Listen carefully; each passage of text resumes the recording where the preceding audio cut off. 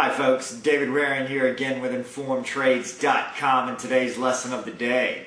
In our last lesson we began our discussion on trading journals with a look at how traders leverage these to learn from their past successes and mistakes.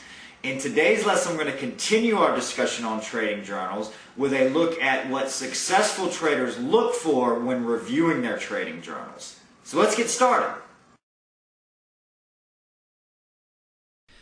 Okay, simply writing the trading day's activity down in your trading journal is the first step towards leveraging that journal to help you improve on your trading in the future. The next and equally important step is to review your trading journal on a regular basis to see what is working and what is not.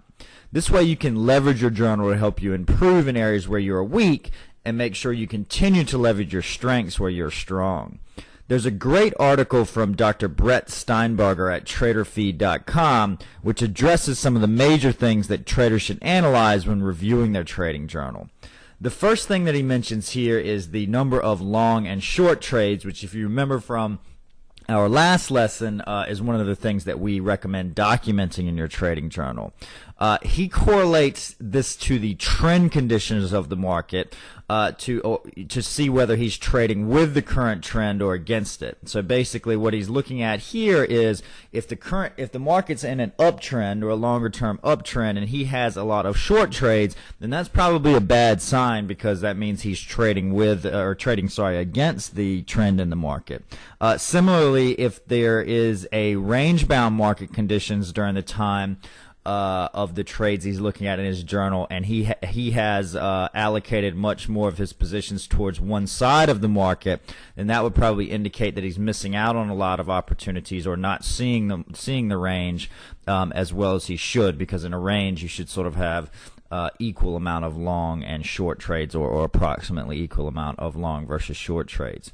The second is the number of winning and losing trades, which we also recommend documenting there. And for his particular strategy, he says when he's trading well, he has more winning trades than losers by a reasonably healthy margin. Now, that is true for most short-term traders, but if you remember from some of our previous lessons, that does not necessarily have to be the case. You can have more losing trades than winning and still be profitable, and many longer-term trend trading strategies do. So I think the key thing here is to realize what the ratio of winning to losing trades should look like for your strategy, and if your trade journal shows that you're deviating from that ratio significantly, having many more losing trades than your strategy should expect, then that's something that you need to take a look at and reevaluate.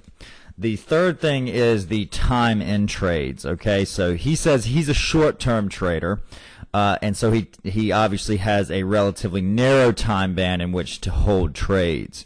If he moves beyond this from looking at his trading journal, if he sees that he's moving beyond these relatively short holding times, then he says he's either cutting trades short or going for home runs, and neither of those have worked for him well in the past. Okay, so there should be, again here, if you're a longer term trader, if you're noticing that your trades are getting shorter and shorter, or that your trades are getting longer and longer, then that's something that you should probably address, outside of what you would normally expect from your strategy. The fourth thing is the time holding winners versus losers, and I think this is probably true with pretty much any type of strategy. If you are in your losers a lot longer than you're in your winners, that's pretty much a recipe for disaster. So you definitely want to be cutting your losses short, and that means not only from a loss in terms of dollars, but also in terms of time and the lost opportunity that you have when you're holding on to losing positions there. Okay. The profit and loss breakdown by long and short and market condition. Okay, so this basically tells Dr. Steinbarger and pretty much anybody who looks at this type of thing in their trading journal whether they're trading better in range-bound market conditions, whether they're trading better in trending conditions, whether they're trading better from the long side or short side of the market. Okay. I would add to this two additional things, and the first here would be the average profit and average loss for each trade. And just for me, that gives a good quick look at whether I'm cutting my losses short and letting my profits run, so to speak.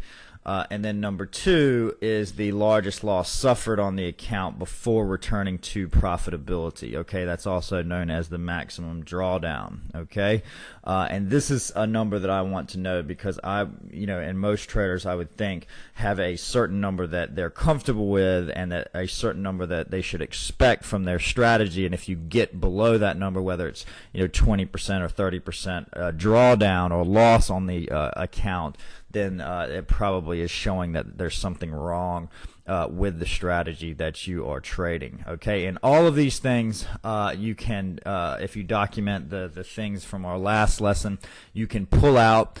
You could do it manually, but as I pointed out in our last lesson, if you get to know Excel a little bit, there's very easy ways to automate the process of looking at a lot of these things through some very pretty simple formulas there. So I'd encourage you to do that. All right. So that completes our lesson for today, and in our next lesson, we're going to look at how to run and think of trading like a business, with a look at how to develop a trading business plan. So we hope to see you in that lesson. As always, if you have any questions or comments, please feel free to leave them in the comment section below. And good luck with your trading.